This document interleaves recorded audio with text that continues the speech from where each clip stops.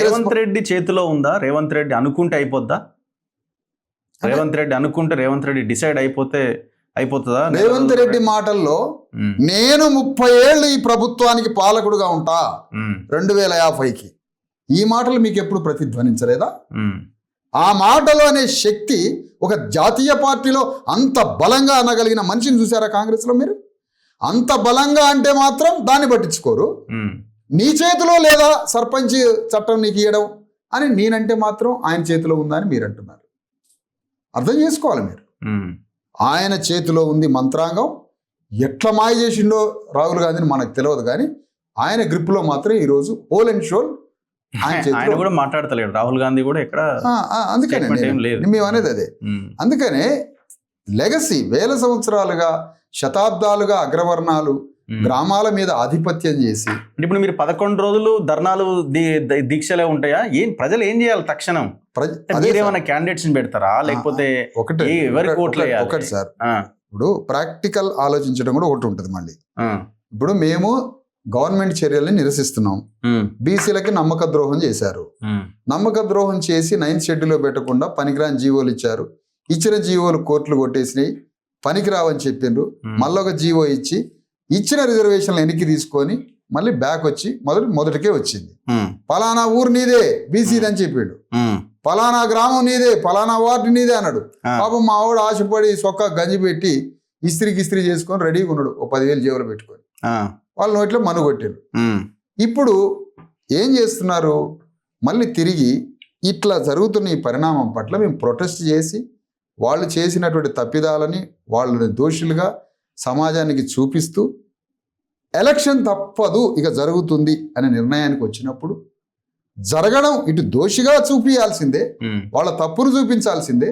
Election జరుగుతున్నప్పుడు election జరిగే ప్లేసెస్లో నీకు ఒక పార్టీ ఉండొచ్చు, నాకు ఒక పార్టీ ఉండొచ్చు. నీ పార్టీలో నువ్వు నాయకుడివా, ప్రతినిధివా, సభ్యుడివా, అందరికీ పార్టీ ఉంటుంది. నేనున్నా నాదొక పార్టీ ఉండొచ్చు. నాకు బీసీ ఎస్సీ ఎస్టీ జేఏసీకి నేను ప్రతినిధిగా ఉండొచ్చు. సాధనా సమితిలో ఒక కార్యకర్తని కావచ్చు.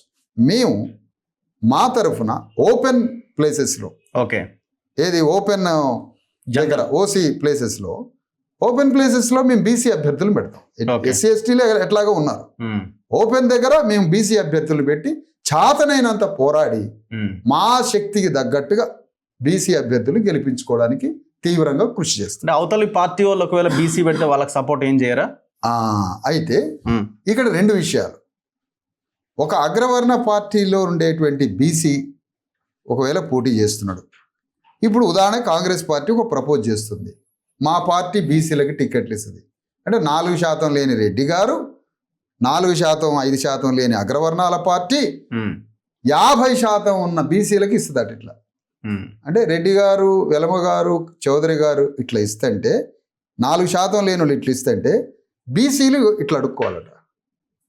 ఇది వద్దన్నదే కాన్స్టిట్యూషన్, ఇది వద్దన్నదే ఫూలే అంబేద్కర్, ఇది వద్దనేదే ఆత్మగౌరవం. ఇట్లా ఇస్తుంటే ఇట్లా తీసుకోవాలంటున్నారు. మేమేమంటున్నాం అంటే రేవంత్ రెడ్డికి చిత్తశుద్ధి ఉంటే ఎన్నో విషయాల్లో స్టాలిన్ దగ్గరికి కేటీఆర్ ఇద్దరు కలిసిపోయి స్టాలిన్ దగ్గర దక్షిణాది ప్రాంతంలో నియోజకవర్గాల పెంపు విషయంలో ఇద్దరు కలిశారు. ఏం సార్? అవును.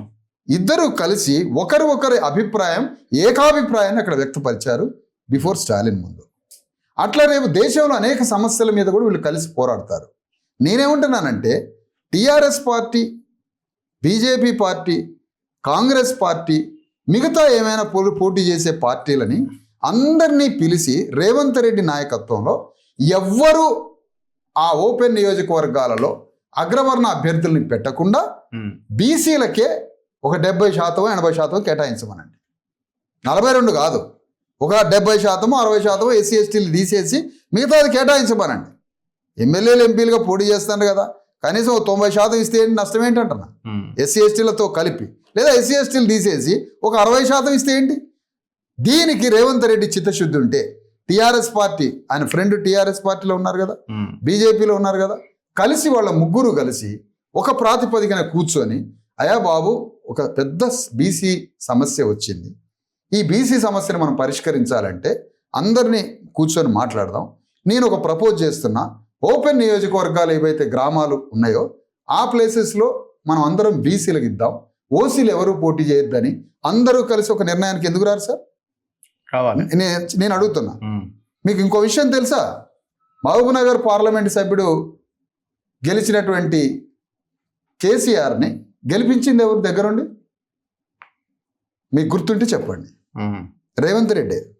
అప్పుడు Revanth Reddy as a MLC TDP from TDP um. చంద్రశేఖరరావుని పార్లమెంట్కి పంపించాడు. అంటే మీరు అనేక విషయాలు. నేను ఇంకో విషయం చెప్తాను. నేషనల్ ఫ్రంట్ అని ఢిల్లీలో ఒక ఫ్రంట్ జరిగినప్పుడు కాంగ్రెస్ని ఓడించడానికి బీజేపీ కమ్యూనిస్టులు కలిశారు. ఉమ్. నేషనల్ ఫ్రంట్ టైంలో ఆనాడు ఎనిమి ఎవరు? కాంగ్రెస్.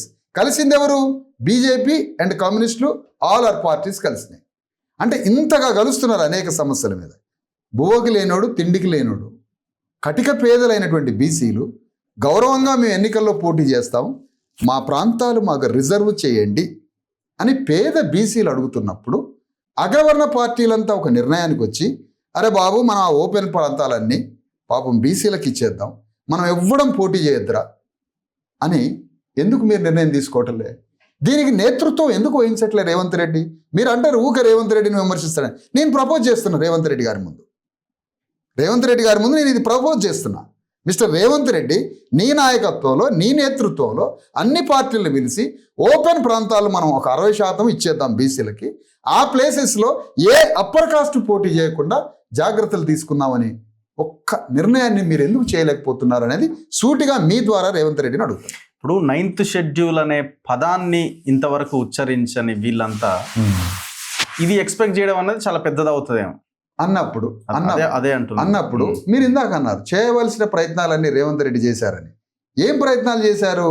లా సెక్రటరీలని పిలిపించి, లాకు సంబంధించిన నిపుణులందరినీ పిలిపించి బీసీలకు రిజర్వేషన్ రాకుండా చేయడం కోసం అన్ని ప్రయత్నాలు చేసినట్టు నేను. అదే అందుకని ఈ సందర్భంగా ఇక మేము చివరి దాకా ప్రొటెస్ట్ చేస్తాం సార్, నిరసిస్తాం.